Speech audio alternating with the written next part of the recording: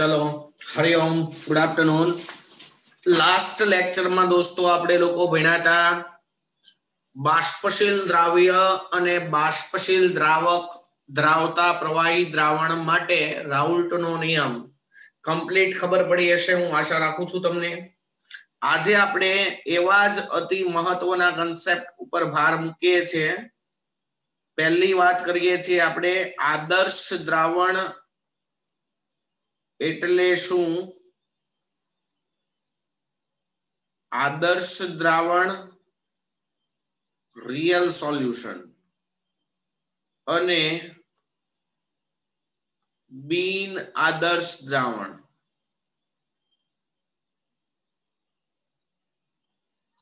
आ बंने द्रावणों विषे कम्प्लीट माहिती लेशुं आपणे लोको। आजनो लेक्चर पण जीमेन अने नीट माटे खूब ज इम्पोर्टंट निवडशे तमने लोकोने। चलो पहली बात आपणे करीए छीए आदर्श द्रावणनी। What do you mean by ideal solution? आदर्श द्रावणों कोने कहेवाय? दोस्तों जे द्रावणों आपेला तापमाने अने कोई पण सांद्रताए जे द्रावणों कोई पण सांद्रताए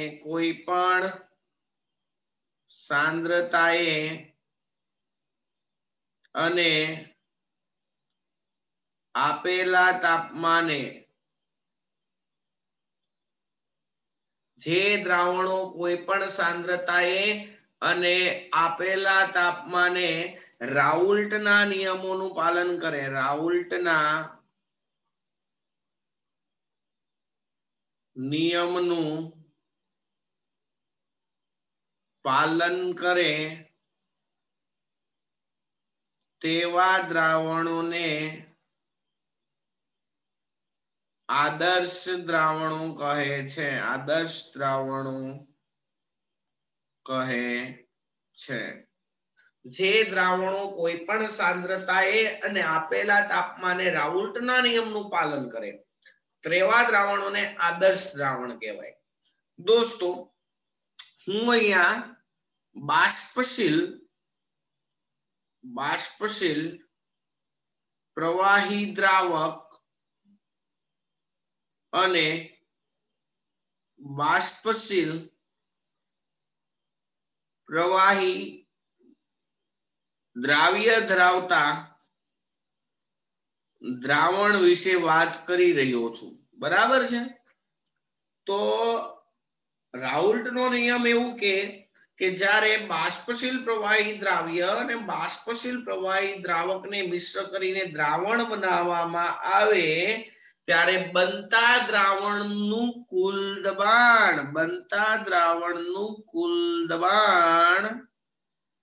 द्राव्यना कारणे उद्भवता बाष्प दबाण अने द्रावकना कारणे उद्भवता बाष्प दबाणना सरवाळा बराबर होय छे।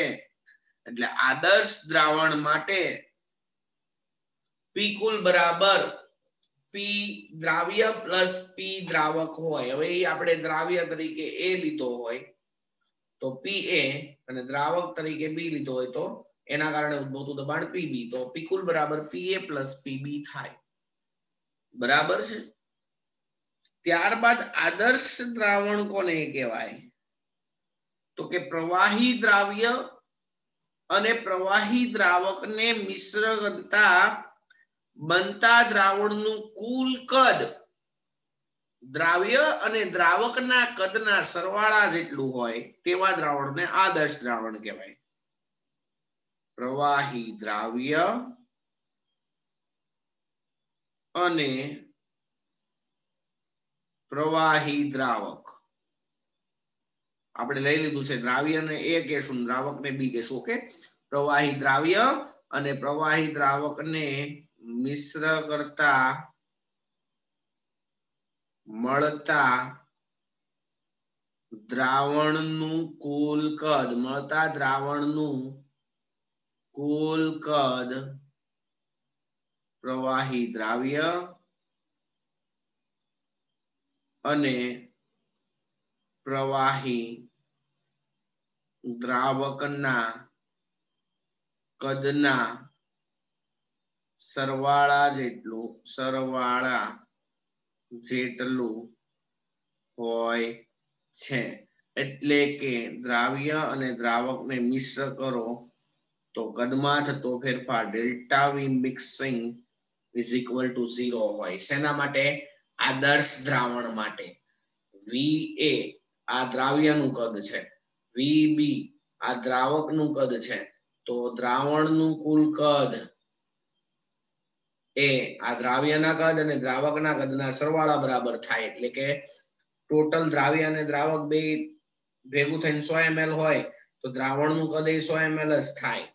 ધારો કે 20 ml દ્રાવ્ય અને 80 ml દ્રાવક લીધો હોય, 20 ml દ્રાવ્ય પ્લસ 80 ml દ્રાવક લીધો હોય તો મળતા દ્રાવણનું કુલ કદ 100 ml હોય, નહીં વધારે કે નહીં ઓછું. એટલે ડેલ્ટા વી મિક્સિંગ કેવો થઈ ગયો? 0. ડેલ્ટા વી મિક્સિંગ કેવો હોય? 0 આદર્શ દ્રાવણ માટે. ઓકે. ત્યારબાદ દ્રાવ્ય અને દ્રાવકને મિશ્ર કરવામાં આવે ત્યારે ઉષ્માનું સર્જન કે ઉષ્માનું શોષણ થતું નથી. જ્યારે દ્રાવ્ય અને દ્રાવકને મિશ્ર કરવામાં આવે ત્યારે ઉષ્માનું શોષણ કે ઉત્સર્જન થતું નથી. જ્યારે ઉષ્માનું શોષણ કે ઉત્સર્જન થતું નથી. એટલે જ્યારે દ્રાવણ બનાવો ત્યારે દોસ્તો ડેલ્ટા એચ મિક્સિંગ એટલે કે એન્થાલ્પી ફેરફારનું મૂલ્ય પણ કેટલું હોય? 0 હોય. તો એવા દ્રાવણને આદર્શ દ્રાવણ કહેવાય. ઓકે. ત્યારબાદ દ્રાવ્ય અને દ્રાવકમાં દ્રાવ્ય કરીને દ્રાવણ બનાવવામાં આવે ત્યારે તેનું સુયોજન કે વિયોજન થતું ન હોય. દ્રાવણમાં દ્રાવ્યનું સુયોજન કે વિયોજન થતું ન હોય તેવા દ્રાવણને આદર્શ દ્રાવણ કહેવાય. આ બધા આદર્શ દ્રાવણના ઉદાહરણો છે. ઓકે દોસ્તો. ત્યારબાદ જો દ્રાવ્ય એ હોય, દ્રાવક બી હોય, બે ને ભેગું કરો તો દ્રાવણ મળે, તો આ દ્રાવણમાં એ આકર્ષક ક્રિયા, બી આકર્ષક ક્રિયા જેટલી જ એ બી આકર્ષક ક્રિયાઓ થતી હોય. બરાબર. ટૂંકમાં દ્રાવણમાં દ્રાવ્ય અને દ્રાવક વચ્ચે જે આકર્ષક આંતરક્રિયા થતી હોય એટલી જ દ્રાવ્ય અને દ્રાવકના અણુઓ વચ્ચે આકર્ષક આંતરક્રિયા થતી હોય. એટલે આવા દ્રાવણોને આદર્શ દ્રાવણ કહેવાય. આના એક્ઝામ્પલ લેવા હોય તો એક સરખી કેટેગરીના દ્રાવણ હોય ને એક સરખી કેટેગરીના દ્રાવ્ય અને દ્રાવક ઉમેરીને દ્રાવણ બનાવે ને બધા આદર્શ દ્રાવણ બને. For example bromoethane plus chloroethane, bromoethane plus chloroethane. બરાબર. એક સરખી કેટેગરીના થયા. ત્યારબાદ બ્રોમોબેન્ઝીન પ્લસ ક્લોરોબેન્ઝીન, બ્રોમોબેન્ઝીન પ્લસ ક્લોરોબેન્ઝીન માંથી બનાવેલું દ્રાવણ આદર્શ દ્રાવણ બનાવે. ત્યારબાદ બેન્ઝીન પ્લસ ટોલ્યુઇન, આ પણ કેવા દ્રાવણનું ઉદાહરણ છે? આદર્શ. ત્યારબાદ નોર્મલ હેક્સેન પ્લસ નોર્મલ હેપ્ટેન, આ બધા જ દોસ્તો આદર્શ દ્રાવણો છે. આ દ્રાવણો માટે આલેખ ગઈકાલે તમને ભણાવ્યો તો એવો થાય. આવો જો, આવો અહીંયા ધારો કે XA બરાબર 1 હોય ને XB બરાબર 1 હોય તો અહીંયા આ લેખ XB માટે આવો થાય, આવો સ્ટ્રેટ વે બરાબર છે. અહીંયા થશે બધે બધો PB0, અહીંયા XA માટે આવો આલેખ મળે, અહીંયા થશે PA0 અને આ સ્ટ્રેટ આલેખ જ મળે, આમ ભાઈ સ્ટ્રેટ આલેખ જ મળે આમ, અને આ મળે પીકુલ બરાબર છે. આદર્શ દ્રાવણ માટે આવું થાય. એની પ્રોબ્લેમ બોલો, કઈ પ્રોબ્લેમ? આદર્શ દ્રાવણ કોને કહેવાય? પહેલી વાત, કોઈ પણ સાંદ્રતા અને આપેલા તાપમાને જે દ્રાવણો રાઉલ્ટના નિયમનું પાલન કરે એને આદર્શ દ્રાવણ કહેવાય. પ્રવાહી દ્રાવ્ય અને પ્રવાહી દ્રાવકને મિશ્ર કરતા દ્રાવણ મળે એ દ્રાવણનું કદ દ્રાવ્ય અને દ્રાવકના કદના સરવાળા જેટલું હોય, એટલે કે delta V mixing is equal to 0 હોય. દ્રાવ્ય અને દ્રાવકને મિશ્ર કરી દ્રાવણ બને ત્યારે ઉષ્માનું સર્જન કે શોષણ ન થાય, એટલે કે ડેલ્ટા એચ મિક્સિંગ બરાબર 0 હોય. દ્રાવણમાં રહેલા દ્રાવ્યનું સુયોજન કે વિયોજન ન થતું હોય. દ્રાવણમાં દ્રાવ્ય A અને દ્રાવક B પ્રકારના હોય તો એમાં AA, BB અને AB પ્રકારની આકર્ષક ક્રિયાઓ થતી હોય. તો જેટલી AA અને BB પ્રકારની આકર્ષક ક્રિયા થાય એટલી જ ABAB પ્રકારની થાય, તો એવા દ્રાવણને આદર્શ દ્રાવણો કહેવાય. આદર્શ દ્રાવણોના ઉદાહરણ તમને અહીંયા સાહેબે આપેલા છે. એની પ્રોબ્લેમ? ચલો નેક્સ્ટ. હવે વાત કરું છું બિન આદર્શ દ્રાવણોની. શેની? ચાલો, બિન આદર્શ દ્રાવણ કોને કહેવાય મિત્રો? બિન આદર્શ દ્રાવણ,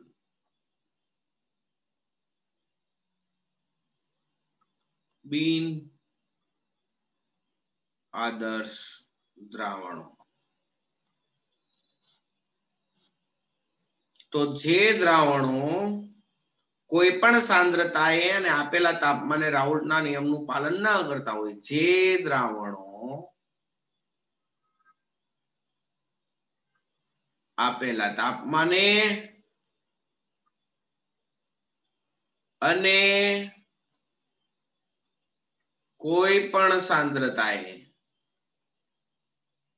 જે દ્રાવણો આપેલા તાપમાને અને કોઈ પણ સાંદ્રતાએ રાઉલ્ટના નિયમોનું પાલન ન કરતા હોય તેવા દ્રાવણોને બિન આદર્શ દ્રાવણ કહેવાય. આવા દ્રાવણોનું કુલ બાષ્પ દબાણ એ દ્રાવ્ય અને દ્રાવકના કારણે ઉદ્ભવતા બાષ્પ દબાણના સરવાળા જેટલું હોતું નથી.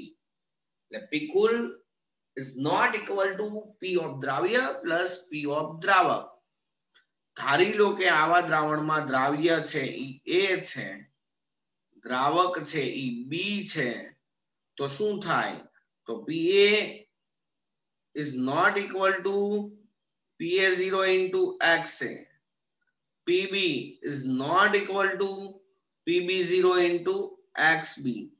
So Pcool is not equal to PA plus PB. આવું હોય. આવા દ્રાવણનું કુલ બાષ્પ દબાણ દ્રાવ્યના કારણે ઉદ્ભવતું બાષ્પ દબાણ અને દ્રાવકના કારણે ઉદ્ભવતા બાષ્પ દબાણના સરવાળા જેટલું હોય નહીં. બરાબર છે.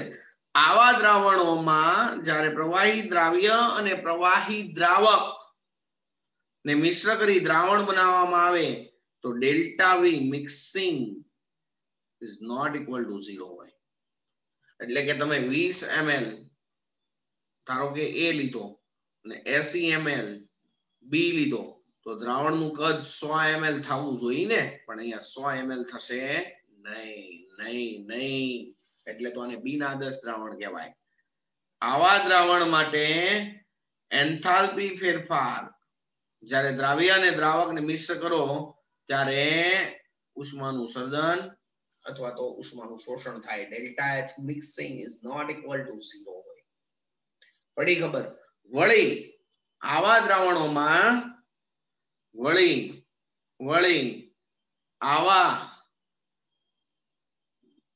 દ્રાવણોમાં વળી આવા દ્રાવણોમાં એ આકર્ષક ક્રિયા અને બી આકર્ષક ક્રિયા હોય એ બી આકર્ષક ક્રિયા કરતા અલગ હોય. આદર્શ દ્રાવણમાં કેવું હતું દોસ્તો, જેટલી એ આકર્ષક ક્રિયા અને બી આકર્ષક ક્રિયા થાય એટલી જ એ બી પ્રકારની આકર્ષક ક્રિયા થતી હતી. જ્યારે બિન આદર્શ દ્રાવણમાં એ અને બી પ્રકારની આકર્ષક ક્રિયા થાય એટલી જ એ બી પ્રકારની થાય નહીં. ક્યાં તો વધારે થાય ક્યાં તો ઓછી થાય. એટલે બિન આદર્શ દ્રાવણ છે દોસ્તો, બિન આદર્શ દ્રાવણ. કેવા દ્રાવણ? બિન આદર્શ દ્રાવણ. બિન આદર્શ દ્રાવણ એના બે પ્રકાર છે. પહેલી વાત તો બિન આદર્શ દ્રાવણ હોય રાઉલ્ટના નિયમનું પાલન કરે નહીં. તો શું થાય?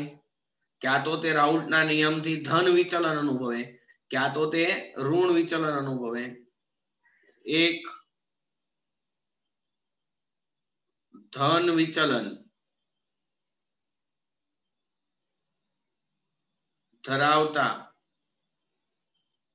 દ્રાવણો, રાઉલ્ટના નિયમથી ધન વિચલન ધરાવતા દ્રાવણો. બીજું, રાઉલ્ટના નિયમથી ઋણ વિચલન ધરાવતા દ્રાવણો. રાઉલ્ટના નિયમથી ઋણ વિચલન ધરાવતા દ્રાવણો. ચલો દોસ્તો, પહેલી વાત, ધન વિચલન ધરાવતા દ્રાવણો એટલે શું થાય? તો કે આવા દ્રાવણોના કુલ બાષ્પ દબાણ દ્રાવ્ય અને દ્રાવકના કારણે ઉદ્ભવતા બાષ્પ દબાણના સરવાળા કરતા વધારે હોય. એટલે તો એને રાઉલ્ટના નિયમથી ધન વિચલન કહે. રાઉલ્ટનો નિયમ શું કે દ્રાવ્ય અને દ્રાવકના બાષ્પ દબાણના સરવાળા એટલું દ્રાવણનું બાષ્પ દબાણ હોય. જો એટલું ન હોય તો એ બિન આદર્શ દ્રાવણ. તો બિન આદર્શ દ્રાવણમાં શું થાય? દ્રાવણનું બાષ્પ દબાણ ક્યાં તો દ્રાવ્ય અને દ્રાવકના બાષ્પ દબાણના સરવાળા કરતા વધુ હોય ક્યાં તો ઓછું હોય. જો વધુ હોય તો ધન વિચલન, અને જો પી કુલ એ પીએ અને પીબી ના સરવાળા કરતા ઓછું હોય તો એ ઋણ વિચલન ધરાવે. ઓકે, ચાલો નેક્સ્ટ. તો ધન વિચલન ધરાવતું હોય એવા દ્રાવણમાં PA is greater than PA0 into XA થાય, PB is greater than PB0 into XB થાય. ઋણ વિચલનમાં શું હશે? PA is less than PA0 into XA, PB is less than PB0 into XB. આ પ્રેક્ટિકલી હોય, થાવું જોઈએ આ બેના ગુણાકાર જેટલું PB નું મૂલ્ય, પણ તમે પ્રયોગ કરો તો એટલું ન મળે, એની કરતા ઓછું મળે. ખબર પડે છે? PB0 into XB જેટલું દબાણ થવું જોઈએ B નું, પણ પ્રયોગ કરો તો PB એટલો ન મળે, એનાથી નાનો મળે, એટલે ઋણ વિચલન. ચલો નેક્સ્ટ. ધન વિચલનમાં જ્યારે પ્રવાહી દ્રાવ્ય અને પ્રવાહી દ્રાવકને મિશ્ર કરવામાં આવે ત્યારે મળતા દ્રાવણનું કુલ કદ દ્રાવ્ય અને દ્રાવકના સરવાળા કરતા વધુ હોય, એટલે delta V mixing greater than 0 હોય. ધારો કે આમાં દ્રાવ્યનું કદ 20 ml અને દ્રાવકનું કદ 80 ml હોય તો દ્રાવણનું કદ 100 કરતા વધી જાય, એટલે delta V mixing greater than 0. આમાં શું હોય? Delta V mixing less than 0. Next. હવે મહત્વની વાત બીજી કે ધન વિચલન ધરાવતા દ્રાવણમાં delta H mixing greater than 0 હોય, એટલે દ્રાવ્ય અને દ્રાવકને મિશ્ર કરો ત્યારે ઉષ્માનું શોષણ થાય. અહીંયા દ્રાવ્ય અને દ્રાવકને મિશ્ર કરો ત્યારે ઉષ્મા ઉત્સર્જન પામે, delta H mixing less than 0 હોય. મહત્વનો પોઈન્ટ હવેનો છે કે આ ધન વિચલન ક્યારે ધરાવે? દ્રાવણનું કુલ દબાણ દ્રાવ્ય અને દ્રાવક કરતા ક્યારે વધારે હોય? દ્રાવણનું કુલ દબાણ, દ્રાવણની બાષ્પ વધારે બનતી હોય ત્યારે.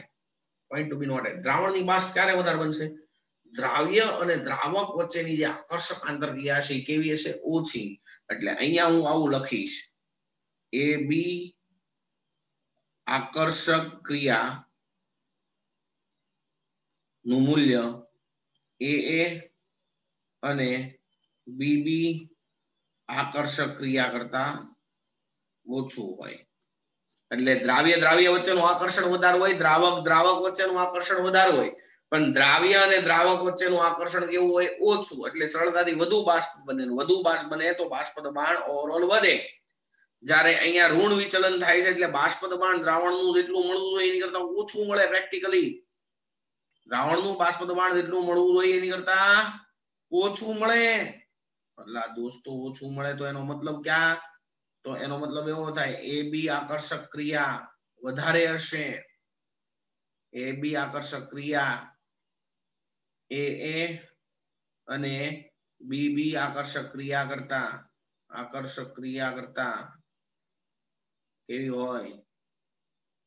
વધુ હોય. AB આકર્ષક ક્રિયા વધુ હોય તો ઋણ વિચલન, AB આકર્ષક ક્રિયા ઓછી હોય તો ધન વિચલન. સમજી લો કે આવા દ્રાવણનું મારે ઉદાહરણ લેવું છે. ધન વિચલન ધરાવતા હોય એવા દ્રાવણનું મારે ઉદાહરણ લેવું છે. તો દોસ્તો લઈ શકો તમે એસીટોન અને કાર્બન ડાઇસલ્ફાઇડ. તો એસીટોન વચ્ચે આકર્ષણ વધારે હોય, કાર્બન ડાઇસલ્ફાઇડ વચ્ચે આકર્ષણ વધારે હોય, પણ એસીટોન અને કાર્બન ડાઇસલ્ફાઇડ વચ્ચેનું આકર્ષણ કેવું હોય? ઓછું. એસીટોન અને કાર્બન ડાઇસલ્ફાઇડ વચ્ચેનું આકર્ષણ કેવું હોય? ઓછું. તો એ કેવું વિચલન ધરાવે? ધન વિચલન ધરાવે. તો એ કેવું વિચલન ધરાવે? ધન વિચલન ધરાવે. ખબર પડી? જ્યારે અહીંયા ઉદાહરણમાં તમે લોકો લખી શકો એસીટોન પ્લસ ક્લોરોફોર્મ. એકચ્યુઅલી દોસ્તો એસીટોન વચ્ચેનું આકર્ષણ કંઈક અલગ હશે, ક્લોરોફોર્મ વચ્ચેનું આકર્ષણ અલગ હશે, પણ આમાં કેવું હોય? એસીટોન અને ક્લોરોફોર્મ વચ્ચે પણ આકર્ષણ થાય. તો આ રીતે જો ભાઈ, આ એસીટોન અને ક્લોરોફોર્મમાં તમને બધાને ખબર છે અહીંયા હાઇડ્રોજન છે, 3 Cl છે. તો આ કાર્બન હાઇડ્રોજનમાં હાઇડ્રોજન આંશિક ધન હોય, આ ઓક્સિજન આંશિક ઋણ હોય, તો અહીંયા આંતરાણવીય હાઇડ્રોજન બંધ રચે. હાઇડ્રોજન બંધ રચાવાના કારણે આની અને આની વચ્ચે આકર્ષણ વધે. આકર્ષણ વધુ તો બાષ્પ ઓછી તો રાઉટના નિયમથી કેવું વિચલન ધરાવે?